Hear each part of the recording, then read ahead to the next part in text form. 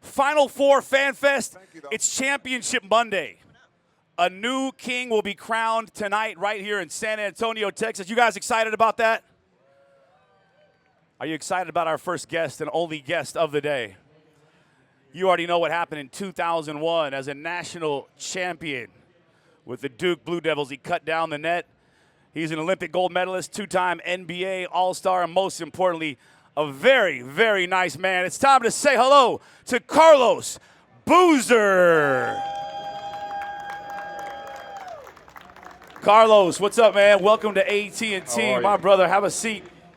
Wow, this is an exciting time. And before we get into what must be going through both the minds of those teams that are getting ready to battle it out tonight for the final cutting down of the nets, let's take it back. Let's go on a little trip to your basketball and life journey. And to do that, we got to go west, but not back to West California where I'm from. We got to go to West Germany, where it really all started, being born on a military base. Tell us about that experience when you look back and see pictures knowing you weren't even born in the U.S. Yeah, my dad was in the military. He was stationed over in Germany, and me and my older sister actually were born in Aschaffenburg, Germany. Then about 8.5, 9 months old, we moved back home to D.C. where my whole family's from.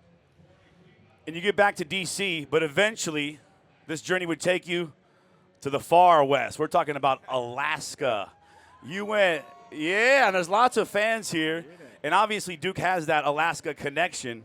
But what was it like growing up in Alaska, the final frontier? Man, it was awesome, man. I'll be honest. I coming from D.C. is like a concrete jungle, inner city type of situation. We go to Alaska when I'm like 8, 9 years old, and it's just different. There's mountains, there's snow, there's a different melting pot of people. I learned how to start a fire and go camping, go hiking, like live in the outdoors and get a chance to breathe in clean, fresh air. And I obviously fell in love with Alaska. Alaska's home. Yeah, and it obviously shows. Your rebounding skills were phenomenal because when you're going up against Grizzly Bears, it makes the NBA look easy. Right.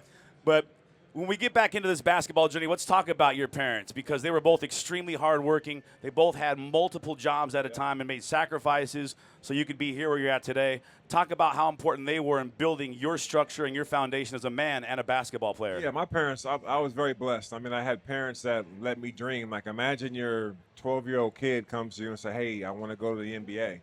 I had friends of mine that were even more talented than me, but their parents were like, nah, you can't do that. You got to go do X, Y, and G, go get a job at the local grocery store, help pay some of these bills. My parents allowed me to dream and let me go chase my goal. They literally went into debt sending me to basketball camps. So I was very, very fortunate to have parents that let me dream. And those are far different times. As a father today, you know that. As we mentioned, your sons, Caden and Cameron, they're already Instagram famous instantly as young teenagers. Yeah. You had to pay to go to these camps and be part of these things to get the recognition, to get that sort of opportunity to be seen, where now it's a completely different animal. So as a father, you can give fatherly advice, but it must be completely different from the basketball spectrum because you're looking at it like, this is foreign to me, right? Yeah, it's a different landscape now. I mean, I'm 43 years old. My kids are 17. And every time they step out their door, they got a camera phone in their face trying to film them. They play a basketball game. They got NBA-level coverage already at 17, so they're going viral as teenagers. That's why I take my hat off to them because I didn't have those. I don't know if I was polished enough as a 17-year-old kid to handle NBA-level coverage, but they do a hell of a job just being who they are and hooping, really. And speaking of hooping, you did quite a bit of that, obviously, when you head to Duke. You have multiple opportunities. You can pretty much choose where you want to go and write that next chapter, your collegiate chapter. You chose Duke. What was some of the reasoning behind that? And when you look back, how grateful are you that you'd made that decision? Yeah, for me, I had a lot of schools that were coming my way trying to give me a scholarship. I was very grateful to have those opportunities. But the difference for me was Coach K. I mean, he had coached so many great players before I had got there. He had won championships before I got there. 99, they had the number 1 team in the country. They lost that year to UConn in the championship game, but he just had all the ingredients that I wanted to further myself as an individual, as a young man that was trying to figure out what kind of man I wanted to be, like as far as having someone that I wanted to coach me and teach me. And then I had a bunch of other studs that were going to Duke too, and Jay Williams and Dunleavy and Battier and just so many guys that I got to play along with so I could take that journey together. So for me, Coach K checked off all the boxes of what I wanted to be around, and Duke itself, because I'm a small town kid growing up in Juneau, Alaska, and Durham is a small town vibe, so it just matched with my personality. And while you're there, you were held accountable by Coach K. Absolutely. Academics are something that's extremely important. If you read his book, I'll say one more thing. The other thing at the time, and NIL is now, you guys all are definitely getting educated about NIL and how different it is. At that time, there was so many schools that would promise us top players, like, oh, we'll promise you starting time. You don't have to go to class. You can just play basketball for us. We'll gift you this under the table, gift you that under the table. Coach K was like, look, you're coming in with 6, 7 other McDonald's All-Americans. You have to earn your starting spot if you want to start. You have to earn your degree by going to class every day. Everything that you're going to want out of this program or out of going to Duke, you're going to have to earn. And I love that. He didn't give me anything. I had to earn everything on my own. So that's why Duke was the best place for me, 25 years ago. Yeah, and he held you accountable. He holds all his players accountable. And I had the same conversation with Grant Hill. He said, listen, like I knew when I went there, I can't miss class. He's going to find out, and we're going to talk about it. It's not like I'm just going to be running lines in the gym. Like there's going to be penalties to pay, and he'll let me know that this is bigger than me. The Duke program is bigger than any player that's ever come there or that will ever go there, and he understands that because many people place him on top of the mountain as a coach, and he doesn't look at himself that way. He's selfless. He understands about taking commitment, making sacrifice. He asked you to do it. You guys bought in. 2001, you're cutting down the nets. Tell us a little bit about that journey. It's got to be surreal, but we're looking back now. We're like, man, that was only 23 years ago. You were doing that same moment, knowing what those two teams are going through, those young men, those teenagers are thinking about tonight, or last night, I should say, before they get it done today. Yeah, it was awesome. I mean, 2001, long time ago, our Final Four was in Minneapolis, so it was in Minnesota. It was freezing, a little bit colder than in San Antonio. And it was just 4 great teams. I mean, the Maryland team we were very familiar with. They had a loaded squad. Lonnie Baxter and Juan Dixon and Steve Blake at the point guard and Terrence Morris. They had a really good team. Chris Wilcox, coached by Gary Williams. We had saw them 3 other times that year, and we battled with them. Like some games we won, some games we didn't. And then they were kicking our butt, to be quite honest. In that semifinal game, we were down by 22. Came in the huddle. Coach K looked all of us in the eye and was like, we're going to win this game. In different words. There might have been a couple of F-bombs in there, but this is a family show. I see some kids in the crowd. And we believed them. We looked at our coach, and we believed that we were going to win the game. We cut it down to 11 at the half. And the second half, we just ran away with it. Once we got that confidence going, we saw a couple shots fall. We got a couple stops defensively. We believe we can get it done. And we go on to an Arizona team that was loaded as well. I mean, they had like 6 or 7 pros on their team. Gilbert Arenas and Luke Walton and Lauren Woods and Jason Gardner, and they were a really good team. And we hadn't seen them before. We didn't play them in the year, but we knew they like to run. And there was a moment in the game where it was like in the balance in that championship game where it could have went either way. And my fellow sophomore, Mike Dunleavy, hit 3 threes in a row that just gave us this nice little 8, 9, 10-point cushion, and we just kept that cushion the rest of the game. And once you do that, there's really nothing left to do. When you cut down the nets, you've reached the mountaintop. Yeah. Some of the guys you mentioned, they were drafted ahead of you. Some of your guys on your team drafted ahead of you. Yeah. What's that like? Because I'm going to the association. But did you have any idea it was going to be until the second round when your name would be called? No, I mean, I was so pumped. It was Yao Ming's draft. This is 2002. Yao Ming is, if you guys don't know, I know some of you guys are young. He was unbelievable. He was like 7'6" with a touch of like a guard, great footwork. Played down the road here in Houston for his 10 years in the NBA. And it was, if Jay Will was in any other draft except Yao Ming's draft, he would have went number 1. That's how dominant Jay was in college. Yeah. So he goes number 2. Dunleavy had an incredible tournament. He jumps up the board, goes number 3. And I'm at home with my parents just watching to see when I'm going to get drafted. And I ended up slipping to the second round. So for me, that was disappointing, but also lit a fire under me. Like I had a huge chip on my shoulder to go prove to all these teams that I belonged in the NBA. And as soon as I got to Summer League, I destroyed Summer League, almost got the MVP, and then got my job with the Cleveland Cavaliers, drafted me 35th, and then I'm off to the running. Yeah, the rest is history. And during that storied career, 2-time NBA All-Star, amongst many other awards, obviously never got to hoist that trophy, but you got to do it in college. But your basketball opportunities wouldn't end because in 2004, even though you were born in Germany, it was on a military base. So you're able to play for the United States of America. When you found that out and knew that you'd be representing your country internationally going to Athens, Greece in the 2004 Olympics, tell us about that moment. And obviously it didn't end up the way you guys expected it to end. Fortunately for you, you had a second opportunity in 2008. Yeah, I was surprised. I mean, I had just got done with my sophomore season in the NBA, and a lot of the top dogs like the Shaqs and the Kevin Garnetts and the older guys weren't going to the Olympics. We were at war at the time in the U.S. I think we had Desert Storm or one of the ones like that. And so I get a call like a week and a half before training camp, like, do you want to be on the Olympic team? I'm like, yeah, I want to be on the Olympic team. There's very few times you get a chance to represent your country as an athlete. So I was jumping for joy at the opportunity. Me, LeBron, D-Wade, Melo, Amari, we're all like super young. They're coming after their rookie year in the NBA. Me and Amari are coming after our second year in the NBA. So we get the call, we go. They kind of just threw our team together before the Olympics started.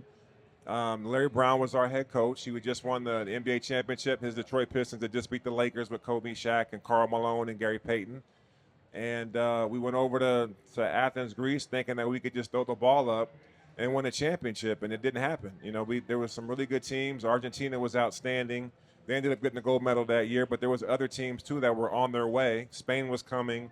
Guys were coming, and that was an opportunity for USA Basketball to reevaluate our program. You can't just throw guys out there and say, let's figure it out when these teams have been together for 4 or 5 years, building championship habits for years.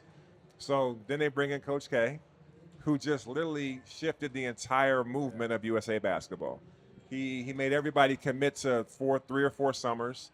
So we would do what the Europeans were doing. We would basically have a program where guys will commit to the summer every single summer so we can build the chemistry that it takes.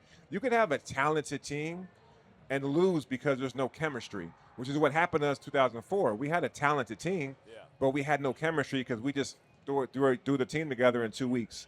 So now you got guys that have continuity. You find out where a guy likes the ball, what kind of defender they are, who they are off the court. You have to learn your teammates. So Coach K was like, I'll take the job if I have guys that will commit to 3 or 4 summers. And everybody committed. And then in 2008, we got a chance to redo it and go back and go for it again in Beijing. And, man, were we ready. Then we got Kobe. May he rest in peace. But Kobe took us over the top. Yeah, you talk about that. It was, for you, it was no issue because you already knew the Coach K system. You knew, again, even as professionals, he's going to hold you accountable. He doesn't need you there if you're going to be bigger than USA Basketball. Some of the other guys, it had to be a little bit of a culture shock initially, but everyone got on board, mostly because many of the players like yourself were an extension of Coach K, letting guys know off the court, like, hey, this is time to get serious to business. And it all culminated in you having a gold medal placed around your neck. Talk about that moment when it's like becoming a halo and it lands on you. It had to be a self-realization moment knowing that you've already cut down the nets as a national champion at Duke. Now you've got the highest honor representing your country, and you did it with gold fashion. Yeah, I mean, there's nothing like winning a gold medal, honestly, because you're playing in an environment where it's the best athletes on the planet. Like, we got to get up in the morning, go watch Michael Phelps swim and win gold medals. We got to go watch the Williams sisters play tennis. We got to go watch the Brazilian volleyball team win their gold medal. Like, you're in an environment where it's not just you, it's all the best athletes from around the globe in one location. So when we got a chance to win our championship against Spain in Beijing, to hear our anthem, the United States anthem, get played over there in front of every other country, get the gold medal put around our necks. We put all the gold medals around Coach K's neck because we knew that he was the one that helped us get it done. And we talk about this basketball journey, all these highlights when you go down memory lane. It still has to feel great, right? It has to hit certain chords inside of you. But then there's a different set of emotional chords when we talk about family. And now both of your sons, Caden and Cameron, have committed to play at Duke and following your footsteps. Talk about that decision. And did they have a decision, or it was like, you can go wherever you want, but come on. You had to be extremely excited they chose to follow your footsteps to Duke. Yeah, I mean, for my kids, just like my dad did with me and my mom and dad did with me, I didn't want to push them in the direction. I wanted them to go through the whole recruiting process. You know, go look at Kentucky, go to Florida, go to Miami, go wherever you're interested in, and let them recruit you guys individually. And if it ends up being the right place for you, then you'll know it at the end, in your heart at the end. Like, so at the end, when it got cut down from all these schools down to Duke and Miami We live in Miami. My kids are born and raised in Miami. Um, Campus is like 7 minutes away from our house, right? So, and they have a good relationship with Coach Larinaga, who was there at the time. He's since retired. But when they got to campus at Duke and they got a chance to walk around and, see where all these other pros, like you look at Kyrie Irving and Jason Tatum and Paolo Banchero and so on and so forth, they all stepped on these hollow grounds from people before them. They got a chance to meet them on their visit. So when they went on their visit, all these guys came back to campus to meet Cameron and Caden, and they realized what the brotherhood was about, and they decided to stay home and go to Duke. And matter of fact, Cameron was named after Cameron Indoor Stadium, so it seemed fitting for them. As fraternal twins, I mean, that's something we can truly look forward to. It's going to be an epic year next year. And, again, maybe they'll have the opportunity to redeem what happened this year. And then you get to one spot, you're like, hey, I'm in the association. I'm going to start making some investments. An opportunity came in with real estate. And you said, I'm going to be a landlord. I'm going to rent this house out because I'm in Salt Lake City. And you rent a house out that was bought in Bel Air in Southern California, but the Fresh Prince wasn't living there. Somebody else was. There was no Fresh, but it was Prince. Talk about being a landlord with Prince and some of the surprises you got when you hurt your hamstring. Yeah, so I had bought a house in L.A., Bel Air, huge house. Honestly, it was ridiculous, the fact that I bought this house, but it was like 18,000 square feet. It had 10 bedrooms. It was like a dream from a kid from Alaska to have a house like this. So I bought this house, but I'm playing for the Utah Jazz, and so I'm never going to be there. And my realtor hits me up and is like, hey, would you ever want to rent your house out? And I'm like, no. I haven't even lived there for like a month. I don't want to rent it out. And she's like, well, someone's going to offer you $95,000 a month to live there for a year. And I was like, oh, $95,000 a month. Okay, well, I have no education about real estate, no education about being a landlord. I'm 21 years old, never done this before, so it's the first time.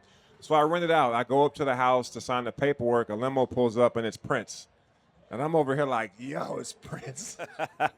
So I'm fanboying like crazy. We're taking pictures. I have a basketball court on the roof. We're playing basketball. He was honestly great. He signed the paperwork. I gave him a tour of the house. He was terrific. I go back to Utah to start my season. We're playing. I tear my hamstring horribly, like ripped it off the bone almost. And then there's a physical therapist in L.A. named Judy Cito, who was by far the best in the business. I fly out to L.A., get rehab from Judy Cito.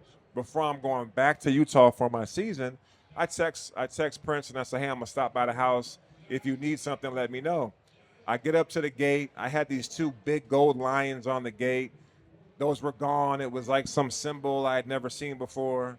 I didn't know. I was a fan, but I didn't know he changed his name to a symbol. Yeah. So I was like, is this my house? I drive up the street. I come back down the street like, this is my house. I put the code in. The code opens the gate. I go in. So I'm like, okay, he made a change to my gate. It's cool, whatever. I drive in. He basically ripped out 18,000 square feet of decorations that my ex-wife put in there, redecorated the entire house with purple carpets and purple pictures and all type of stuff. Everything was fucking purple. Sorry, guys. Which I like purple, too. I almost wore purple today. I had a weight room in there so I could stay in shape. He turned the weight room into a nightclub, which was pretty cool. He had like a hair salon in there, a massage. It wasn't my house. Yeah. So I'm trying to get a hold of P, and I'm like, P, where are you? You made a lot of changes to the house that weren't in the contract. Can you it took me like 2 months to get a hold of him. He's in Asia on a tour for his album. Yeah. So he calls me back, and he's like, Booz, don't worry. And he has a very smooth voice. May he rest in peace. Very smooth, very convincing over the phone. Yeah. Booz, don't worry. When I move out, it'll be like I was never there. And I was like, okay. Like you know what I mean? I got like, I'm drinking the Kool-Aid, right? So, and when he moved out, it was what he said. He literally moved in, took all my furniture out, redecorated the whole house. Then before he moved out, took all his furniture out and redecorated it with my stuff like he was never there. It was remarkable. Like the money he spent at my house, he could have had two houses already in LA. Yeah. You're talking to someone who's already cut down the nets as a national champion, got an Olympic gold medal, and still you would think nothing could beat all that, and then here you are, mind blown thanks to Prince. You'll never watch Purple Rain the same ever again. And with that, the last thing we'll talk about before we let you say hello to the fans is you're obviously here in San Antonio cheering on the Duke Blue Devils, who you are an alumni of. You have graduated. You went back. Talk about that commitment, because that's another commitment that Coach K expects, that you'll at least make that effort and come back and get it, not for any other reason, not for financial gain, but just for self-awareness. Tell us about what it felt like, in addition to all those amazing accomplishments, when you received your degree, that piece of paper from Duke University, knowing that you put the work in and you got it done. I was very fortunate to be able to go to the NBA. I got to leave early after my junior year. One and dones weren't as common back in my day. It was more like 2 or 3, 4, even 4 years, actually. Like Battier said, all 4 years. I got to leave school early. I left with like 3 classes left to finish up. So during COVID, this is like 2020 or 21, our new dean opened up online academics for our school. So I got a chance to go online and get my degree. So I walked in 2021, which was awesome, just to be able to finish something I started. And my mom and dad got to see it. My parents were super proud. And I also wanted to leave that example for my kids, like make sure you finish something that you started. And to see them going to campus coming up in the fall, I'm so excited for that. But for me personally, to be a graduate of Duke, to be in the Duke Hall of Fame, like all that stuff means a lot to me. As it should. And we all know what happened here on Saturday night in San Antonio, but it was an epic battle, and you can't take anything away from that Houston team. You saw gaps, and you mentioned chemistry. That Duke team does have a phenomenal amount of chemistry, considering many of them are playing together for the first time as Duke Blue Devils. But there was lapses there where 7-9 minutes without score. It was, you're watching this, can't believing it, but you still thought, like, they're up 10, they're up 5, they're up 6. And then if many people left the game early, I talked to them the next day, and they said, I got home, I thought there was an error on the internet or something like that. As you're watching it, realizing these are teenagers. They go through things emotionally, mentally, physically. What do you think it was like on both sides? Obviously, we know Houston had to be ecstatic. They took advantage of the opportunity they've been playing tonight. The Duke guys, especially that one and done thing you mentioned, many of those guys, that was their only opportunity, and they got so close. You can't really get any closer. What do you think is going through their head? It was tough. It was a hell of a game. I mean, obviously, as a Duke Blue Devil, I'm devastated for those kids in that locker room because they had a chance. They were 30 seconds away from playing tonight. Yeah. And I called my kids after the game, but my message to them, I mean, it was kind of simple, but I said, guys, as you guys already know, you can be up 6 with 30 seconds to go. You could, miss a free throw, miss an offensive rebound, have a timely turnover, and you can lose that game. And I say, so you got to make sure that you capitalize when you have opportunities. And I say, conversely, on the other side of that coin, you could be down 6 with 30 seconds to go, and you still got to believe that you can come back and win. And even though I know my team's not playing tonight and the Blue Devils, I kind of take my hat off to those Houston kids because they didn't give up. They could have gave up when they were down 14. They could have gave up when they were down 6 with 30 seconds to go, but they didn't. And they made the plays they had to make. As a Blue Devil, I'm over here like, man, if we would have made that free throw and if that ref hadn't have called that foul. And the bottom line is we had an opportunity. We didn't get it done. And those Houston kids did. And so I take my hat off to the Houston kids. And now it's time to take our hat off for him. Let's give it up for Carlos Boozer here at AT&T. You guys are going to get a chance to say hello to greatness right here, a national champion, Olympic gold medalist, NBA All-Star. When you do that, have your cameras out, have them ready, our amazing team. First of all, let's give a round of applause for our fine folks in the blue shirts right here. They've been working so hard, 4 straight days. And remember, just say thank you to them, appreciate them, because when they take your video or photo, you don't want your head cut off, your eyebrows missing, or anything like that. So be nice to them, have fun, have it rolling. I recommend once you're 2 or 3 people out, start taking video. Capture this whole thing. You can always go back and screenshot out of that or delete it after that.